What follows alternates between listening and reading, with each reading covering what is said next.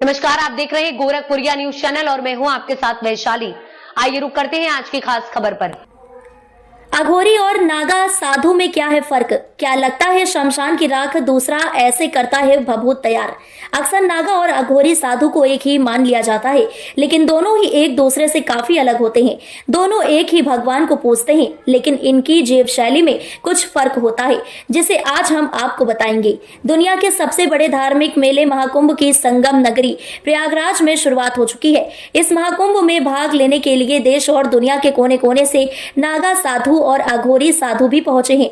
अक्सर नागा और अघोरी साधु को एक ही मान लिया जाता है, लेकिन आज हम आपको इनके बीच का वो फर्क बताएंगे जिसके बारे में आपको शायद ही पता हो। सनातन धर्म की अखाड़ा व्यवस्था में नागा साधुओं को धर्म का रक्षक माना जाता है, जबकि अघोरी साधु अपनी अद्भुत और रहस्यमयी प्रथाओं के लिए जाने जाते हैं। हालांकि इन दोनों के तप करने के तरीके, जीवन शैली, ध्यान और आहार में भिन्नता होती है, लेकिन यह सत्य है कि दोनों ही शिव की आराधना में संलग्न रहते हैं। 12 वर्षों की कठोर तपस्या नागा साधुओं और अघोरी बाबाओं को अत्यंत कठिन परीक्षाओं का सामना करना पड़ता है। साधु बनने के लिए इन्हें लगभग 12 वर्षों की कठोर तपस्या करनी होती है। अघोरी बाबा शमशान में साधना करते हैं और उन्हें वर्षों तक वहीं समय बिताना पड़ता है।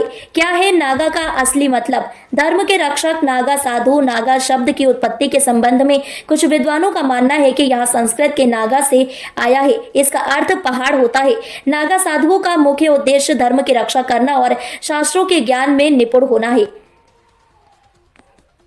कैसे बनती है भभूत?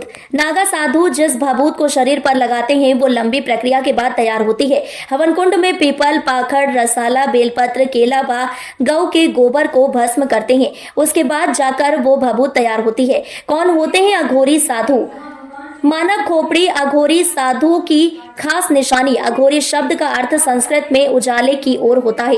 अघोरी साधुओं को भगवान शिव का अनन्य भक्त माना जाता है। वह हमेशा अपने साथ एक मानव खोपड़ी रखते हैं जो उनकी भक्ति का प्रतीक है। भगवान दत्तात्रेय को अघोरी संतों का गुरु माना जाता है, जिन्हें शिव, विष्णु और ब्रह्मा का अवतार कहा जाता है। ये साधु दुनिया की आम परंपराओं से दूर रहकर जीवन और मृत्यु के रहस्यों को समझने में लगे रहते हैं। अघोरी साधु अपने ध्यान में लीन रहते हैं और केवल भगवान शिव की पूजा करते हैं। इन्हें नागा साधुओं की तरह समाज से कुछ ज्यादा लेना देना नहीं होता है।